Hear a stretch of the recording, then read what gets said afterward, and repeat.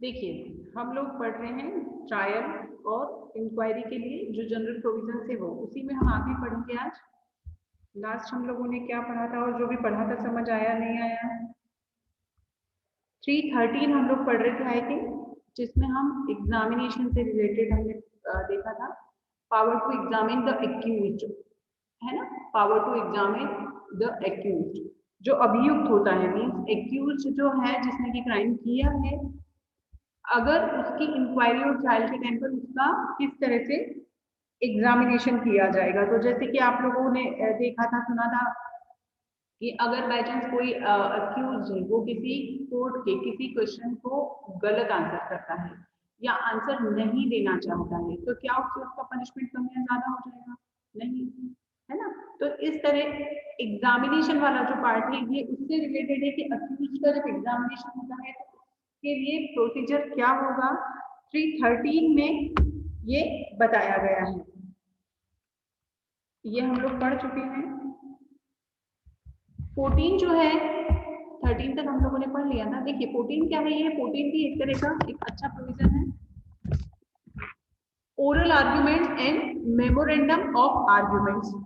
जैसे कि क्या होता है, एग्जामिनेशन हुआ, देन उसके बाद या किसी भी स्टेज पे जब कोई आर्ग्यूमेंट होती है, जब कोई भी पक्षकार अपने जो एविडेंस हो जाते हैं, उस एविडेंस के खत्म हो जाने के बाद आपके सारे जितने भी विटनेस थे, सारे विटनेस की गवाही हो चुकी, सारे डॉक्यूमेंट्स जो भी एविडेंस से रिलेटेड है आप पेश कर चुके हैं, ये सारी कार्यवाही, ये सारी प्रोसीजर खत्म हो जाने के बाद any party to proceeding may as soon as may be after the close of his witness, इस चीज को हाईलाइट कर लीजिएगा, एड्रेस कंसाइन ओरल आर्ग्यूमेंट्स। देखिए, या तो आप ओरल बहस करते हैं जिसको भी बहस बोला जाता है, हम बोलते हैं ना कोर्ट में बहस है या आर्ग्यूमेंट होने वाली है, तो उस आर्ग्यूमेंट के बाद इसको एक एग्जांपल से, सिविल के एग्जांपल से समझेंगे तो बहुत अच्छे से समझ में आएगा। जैसे मान लीजिए कि कोई एप्लीकेशन आपने लगाई थी, है ना, इससे आपको ऑर्डर वाला भी क्लियर हो जाएगा।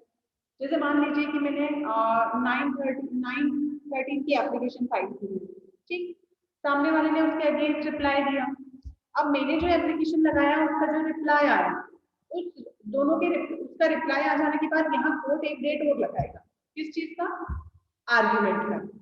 उस आर्ग्यूमेंट में, उस एप्लीकेशन में जो लिखा गया है उस पर ओरल बहस की जाती है, मतलब आर्ग्यूमेंट किया जाता है, जिसे आर्ग्यूमेंट ही हम बोलते हैं। तो क्रिमिनल में आपका ये सारे evidence after close of his evidence क्या होगा, आप या तो ओरल आर्ग्यूमेंट करेंगे कोर्ट के सामने, या जितने भी मेन पॉइंट्स हैं, देखिए ये कॉन्सेप्ट इसलिए सही भी लगता है और अच्छा भी होता है कि आप जब ओरल बहस करते हैं वो तो सारा नोट डाउन होता ही होता है, कहीं ना कहीं सारी चीजों को रिकॉर्ड पर लिया जाता है, पर जब हम उसके साथ, जैसे कि आपने ओरल जो बहस की है उसके साथ आप कोर्ट में एक अपना आर्ग्यूमेंट का, जैसे रिटर्न आर्ग्यूमेंट पहले भी पीपीटी में मैंने बताया है, तो रिटर्न आर्ग्यूमेंट का आप वहां पर एक मेमोरेंडम तैयार करके वो कोर्ट में पेश कर सकते हैं। अब जब आप उसे देंगे तो कोर्ट, जिसमें कि आपने स्पेसिफिक लिख लिया है, पूरा का पूरा आपने उसमें हाईलाइट कर दिया है कि आप किन किन चीजों पॉइंट्स को आपने उसमें ऐड किया है, जब कोर्ट उसे एक्सेप्ट कर लेता है तो वो आपकी उस फाइल में उसमें रिकॉर्ड कर लिया जाएगा और वह उसी का एक पार्ट होगा, है ना? इसी तरह क्या होगा, अब जैसे मान लीजिए कि मुझे कोर्ट में अपना रिटर्न मेमोरेंडम देना है, मेमोरेंडम ऑफ आर्ग्यूमेंट मुझे देना है, देन मुझे क्या करना होगा, a copy of every such memorandum shall be simultaneously furnished to the opposite party. उसी टाइम मुझे उसकी एक कॉपी सेम टाइम पर उस पक्षकार को देनी होगी जो पक्षकार सामने वाला है। फिर कार्यवाही का कोई स्थगन लिखित बहस फाइल करने के दौरान तब तक नहीं दिया जाएगा जब तक न्यायालय ऐसे कारणों को वहां पर मेंशन न कर दे, और अगर कोर्ट को ऐसा लगता है, इसमें कोर्ट देखिए, द कोर्ट में if it is opinion of that the oral argument not consign और रिलेवेंट रेगुलेट सच आर्गुमेंट, तो उस कंडीशन में अगर कोर्ट को ऐसा लगता है कि तरह की जो ओरल आर्ग्यूमेंट है वो उसकी जरूरत नहीं है, तो वह उसे ना भी कराए, ठीक। अब है ना, ये वाला जो आपका 315 है, इसको बोल्ड लेटर्स में कहीं लिख लीजिए। ये बहुत इंपॉर्टेंट सेक्शन है। Accused person to be competent witness. क्या एक ही क्वेश्चन बनता है कि क्या कोई अक्यूज अपने ही मामले में सक्षम साक्षी कॉम्पिटेंट विटनेस हो सकता है? ये कई बार आपने शायद सुना भी होगा। तो ये एक बहुत बड़ा क्वेश्चन है कि क्या किया जाना चाहिए या होता है या नहीं होता है। तो ये एक तरह का जनरल सा सिंपल सा जो क्वेश्चन है, अभियुक्त व्यक्ति का सक्षम साक्षी हो जाना। पहले इससे रिलेटेड कुछ केस लॉज लिख लीजिए आप लोग। RS Bhagat versus union of India,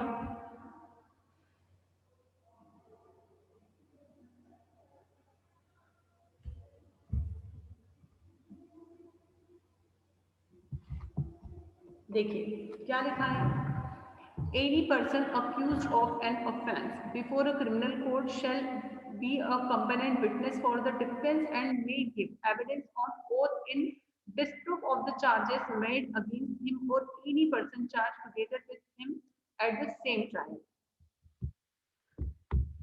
कोई व्यक्ति जो किसी अपराध के लिए किसी दंड न्यायालय के समक्ष अभियुक्त है, अगर कोई अक्यूज है तो वह अपने डिफेंस के लिए सक्षम कॉम्पिटेंट विटनेस होगा और अपने विरुद्ध उसके अगेंस्ट जो भी ट्रायल चल रहा है और उसमें जो भी आरोप लगाए गए हैं, जो चार्ज लगाए गए हैं, उनको नासाबित डिस्प्रूव करने के लिए शपथ पर ओथ के साथ एविडेंस दे सकेगा। अब यहाँ पर प्रोवाइडेड दैट परंतु वह स्वयं अपनी लिखित प्रार्थना के बिना साक्षी के रूप में न बुलाया जाएगा। जब तक एक्यूज्ड खुद ये न चाहे कि उसके अगेंस्ट जो चार्ज लगाए गए हैं उसके अगेंस्ट में वह अपने डिफेंस में एज ए विटनेस गवाही देना चाहता है, जब तक वह खुद इस चीज के लिए रिक्वेस्ट न करे इन राइटिंग, उसे नहीं बुलाया जाएगा।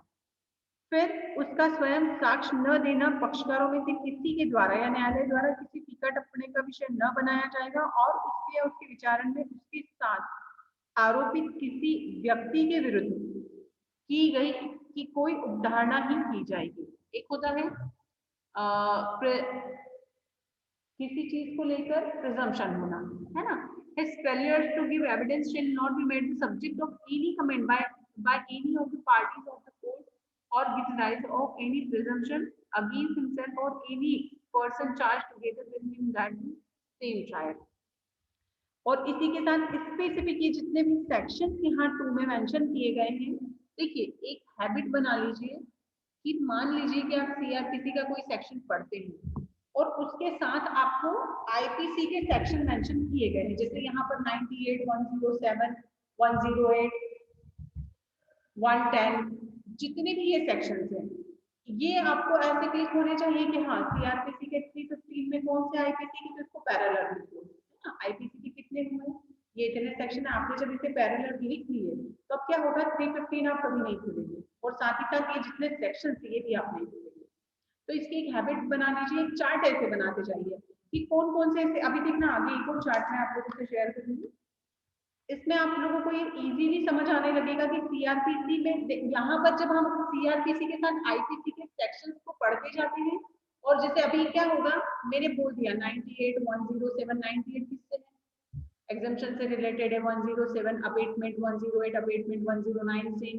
तो यहाँ पर जैसे कि मुझे याद है मैंने कहा, इसी तरह आपको जब याद होने लगेंगे देन क्या होगा कि आपको मेजर क्राइम, माइनर क्राइम, किसमें किस तरह का ट्रायल होता है, कौन से बड़े तरह के क्राइम होते हैं, कौन से छोटे क्राइम होते हैं, छोटे क्राइम में तो प्रोसीजर क्या है, बड़े क्राइम में तो प्रोसीजर क्या है, प्रोसीडिंग कैसे होगा, ये सब आप यही समझने लगेंगे। पर कब, जब आपने जैसे मैंने कहा कि 315 आपने पढ़ा, इसी के साथ आपने ये जो जितने भी पढ़े, अब अगर याद नहीं तो ठीक, नहीं याद है तो इसको लिखा और तुरंत IPC का बैरिक निकाला, उसको मेंशन किया और सामने लिख डाला कि तो कौन से वाले केसेस हैं जिसमें 3 महीने की सजा हो रही है, कौन सा ऐसे है जिसमें 6 महीने की हो रही है, 3 महीने का अगर है तो ट्रायल कैसे चला, 6 महीने का था तो ट्रायल कैसे चला, 3 साल की तो पनिशमेंट थी तो ट्रायल कैसे चला, 3 साल वाले में कौन कौन से केस आ जाते हैं, कौन कौन से सेक्शन जो है IPC के लगते हैं, इसको थोड़ा सा आप ना हैबिट में डालिए, तो इससे आपका ये जितना भी डाउट है ये ऑटोमेटिकली क्लियर होते चले जाएंगे। अब जैसे कि अभी 107, 108, 109 अबेटमेंट से रिलेटेड है, तो यहाँ पर क्लिक होगा कि 315 के साथ कौन सा अबेटमेंट, और इसी के साथ क्या बोला गया है अभियुक्त के बारे में बात की गई है ना, तो डेफिनेटली इसी तरह के सेक्शन एप्लीकेबल होंगे। तो यहाँ इन चीजों को अब आप ध्यान रखेंगे। और इसी तरह परंतु धारा 108, 109, 110 के अधीन अगर कोई व्यक्ति है जो एविडेंस न देना, पक्षकारों में से किसी न्यायालय द्वारा इस तरह के एविडेंस दिए जाने पर किसी भी तरह का कोई कमेंट नहीं किया जाएगा। इसका जो मेन ऑब्जेक्ट है इस सेक्शन का वो ये है कि हर एक व्यक्ति, चाहे वो खुद अफेंडर क्यों ना हो, क्रिमिनल क्यों ना हो, एक्यूज क्यों ना हो, उसको भी ये राइट है कि वह अपने अगेंस्ट एज ए कंपेरेंट विटनेस गवाही दे सकता है। पर वो कब दे पाएगा? जब वह खुद इसके लिए कोर्ट से, मजिस्ट्रेट से राइटिंग में रिक्वेस्ट करे।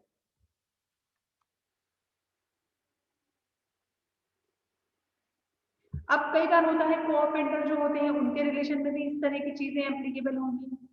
जैसे इसके में केस लिखिए, त्रिभुवन नाथ वर्सेस स्टेट ऑफ महाराष्ट्र।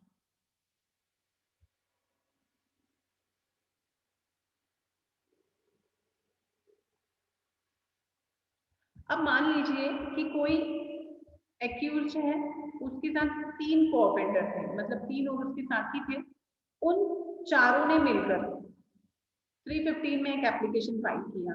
अब जब तीनों ने मिलकर किया है, तो चारों ने मिलकर किया है, तो यहाँ पर प्रोसिक्यूशन, जब आप कंपेडेंट विटनेस के रूप में गवाही देते हैं तो क्या आपसे क्रॉस एग्जामिनेशन किया जाएगा? तो यस, क्रॉस एग्जामिनेशन किया जा सकता है। क्यों?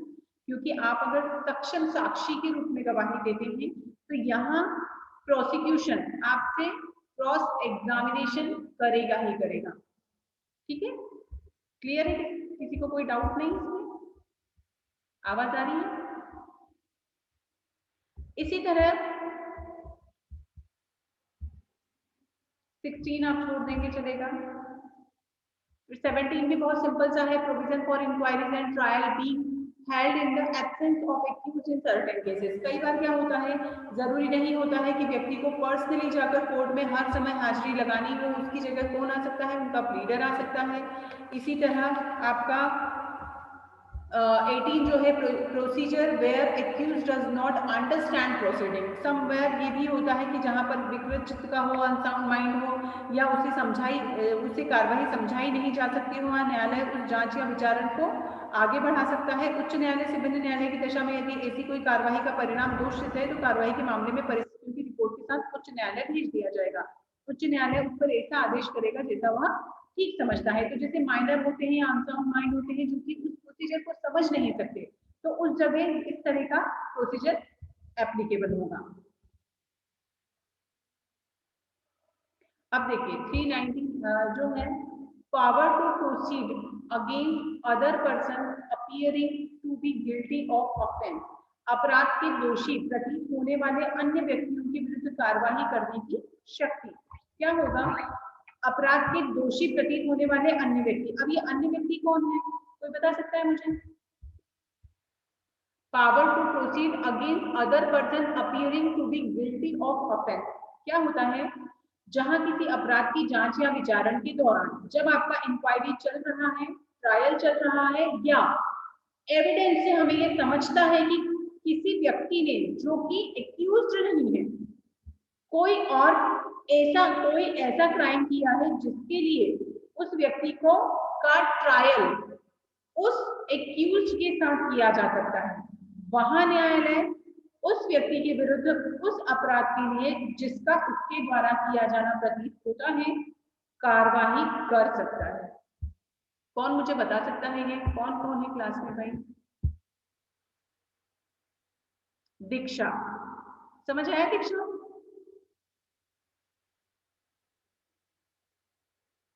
Yes ma'am. समझ आ गया? जैसे कि एक एग्जांपल से समझिए, मान लीजिए डोमेस्टिक वायलेंस का केस है, या किसी डोमेस्टिक वायलेंस का है, बहू के ऊपर हस्बैंड ने मारपीट की और मदर इन लॉ ने किया। ओके, अब यहाँ पर जब ट्रायल चला, तो ट्रायल चलने के दौरान एविडेंस से ये प्रूफ हुआ कि भाई सिस्टर इन लॉ ने भी उसके साथ मारपीट की थी। अभी क्या हुआ है, केस एक तरह का है, एक्यूज के साथ सिमिलर क्राइम करने वाली कौन है? उसकी बहन भी है। तो अब यहाँ उसकी सिस्टर को भी कब, जब एविडेंस हुए तब ये समझ आया कि मान लीजिए एविडेंस लिए, विटनेस हुआ, उस समय समझ आया कि नहीं ये लेडी भी थी इसमें इन्वॉल्व और इसने भी सिमिलर क्राइम किया है। उस क्राइम के लिए उसके बाद अगर कोर्ट को लगता है तो कोर्ट उस व्यक्ति को भी मीन्स यहाँ पर उस सिस्टर को भी यहाँ पर एक्यूज के साथ उसके ट्रायल में ले सकता है, गिरफ्तार कर सकता है, समन्स भेजे, समन्स कोई भी व्यक्ति गिरफ्तार या समन न किए जाने पर न्यायालय में हाजिर हो सकता है।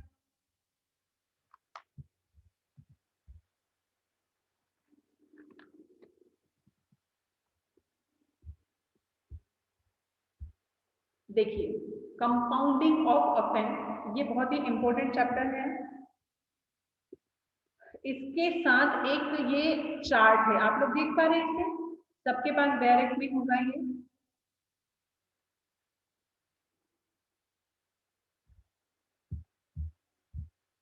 कंपाउंडेड अपराधों का शमन किया जाना, इसका हिंदी में हमेशा यह अर्थ लिखकर रखना, हाँ शमन, उपशमन, शमन, ये चीजें छोटी छोटी चीजें होती है बट ये बहुत काम की होती है।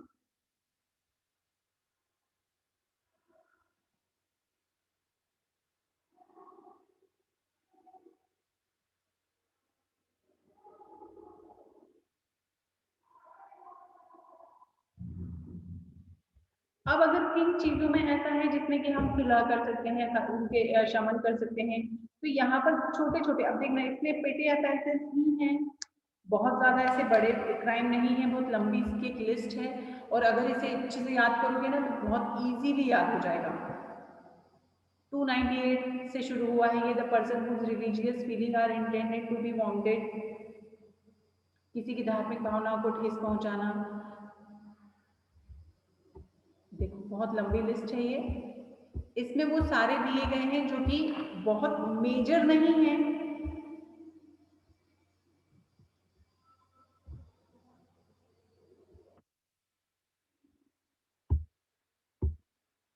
देख पा रहे हो, और अगर सिंपली अगर आप इतना सा करते हैं कि ये जितने भी सेक्शंस हैं इनको अगर एक चार्ट, जैसे कि चार्ट जिसमें बना हुआ है इस तरह से आप इसको लिख कर अलग से दीवार पर लगा लीजिए कि भाई यहाँ पर लिख लीजिए कि आप ये दो चीजें आपको याद होंगी, 320 सीआरपीसी, ठीक, इसी के साथ ये वो सारे क्राइम की लिस्ट जो कि बहुत मेजर नहीं है तभी शमनीय है।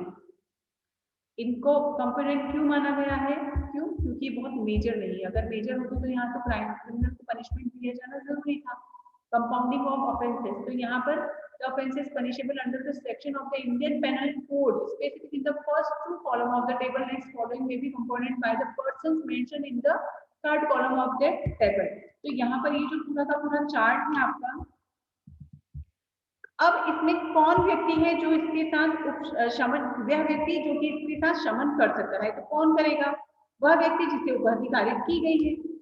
भाई ये जो लिस्ट आपकी है इसकी सेकंड लिस्ट कौन सी है,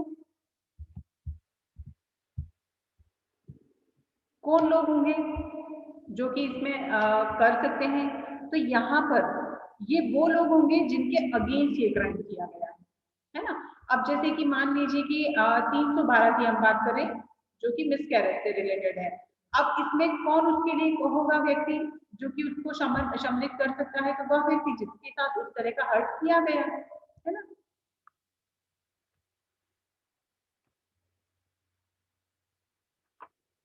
तो इसका एक चार्ट बना लीजिएगा भाई आप लोग, क्योंकि क्या होगा अगर आप इसका चार्ट बना लेंगे तो आपको यहाँ पर बहुत इजीली चीजें समझ आने लगेंगी, सीआरपीसी आईपीसी का डिफरेंस भी समझ आने लगेगा, इवन प्रोसीडिंग, इवन आपको केस सेक्शन प्रॉपर याद होने लगेंगे।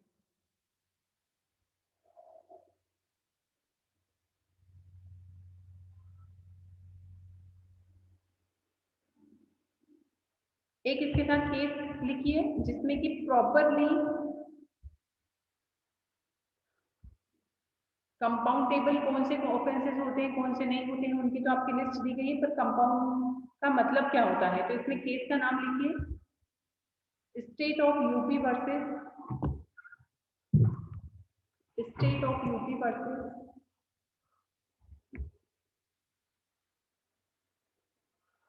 चंद्रपाल सिंह 1968।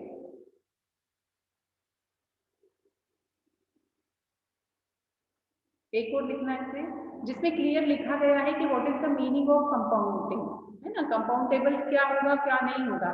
तो यहाँ पर कोर्ट ने क्लियर कहा था कि देखिए अगर कोई कंप्लेंट आपने फाइल की है, उस कंप्लेंट में जो व्यक्ति उससे हर्ट हुआ है, अगर उसे लगता है कि यह इन्वॉल्व है और इसमें समझौता किया जा सकता है, उस पर्सन पर ये डिपेंड करेगा और उसके आधार पर जो आप फाइल जो में आप एक एप्लीकेशन देते हैं और जो आवेदन दिया गया है इन चीजों के लिए, जो 320 का जो ये आवेदन है, जिसमें अगर आप ये लिखते हैं तो ये डिपेंड करता है कि उसमें जो आपने फैक्ट्स लिखे हैं उन फैक्ट से ये क्लियर होगा कि वह किस कैटेगरी में आता है।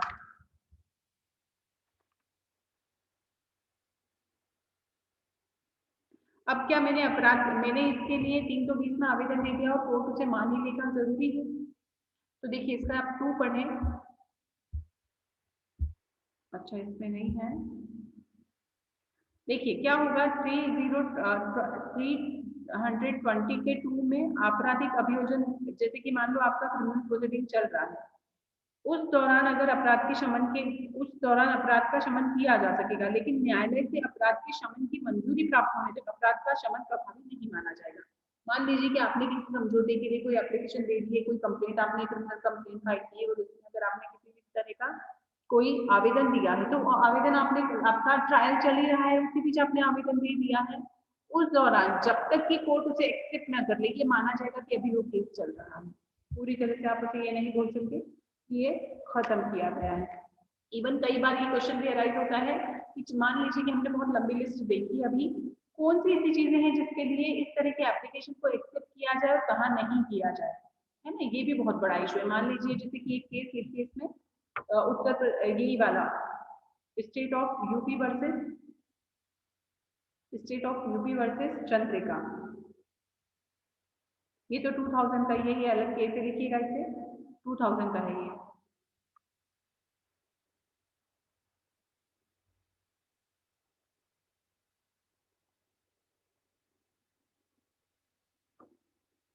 इस केस को देखना और इसको पढ़ना सके तो बहुत अच्छा केस है, मर्डर से रिलेटेड है, जिसमें कि हत्या का आरोप था और उसके बाद उसने बार्गेनिंग के लिए एक एप्लीकेशन फाइल की थी। तो यहाँ पर कॉन्सेप्ट ये है कि एक तो प्ली बार्गेनिंग शायद अभी आप लोग पढ़ेंगे या पढ़ने वाले हैं, प्ली बार्गेनिंग और कंपाउंडेबल होना, इन चीजों के साथ, या अगर मान लीजिए हम इन चीजों को बहुत ज्यादा टाइटली कोर्ट लेने लगे तो फिर तो इस तरह कोई भी किसी के अगेंस्ट कभी भी कंप्लेंट कर देते हैं, समझौता कर ले और चीजें रफा दफा हो जाए, तो फिर स्टेबिलिटी वाला जो पार्ट है वो कैसे मेंटेन रहेगा, हमारा लॉ की जो रिजिडनेस है या जो स्टेबिलिटी है, सर्टेनिटी है, इसको हम कैसे, हम उस पार्ट पर जब हम इसे सोचते हैं या देखते हैं, तो इसलिए इसके कई सारे अलग अलग बहुत अच्छे अच्छे केस नोट आपको पढ़ने को मिलेंगे, इसको थोड़ा डिटेल में पढ़िएगा। फिर है 321 विड्रॉल फ्रॉम प्रोसिक्यूशन।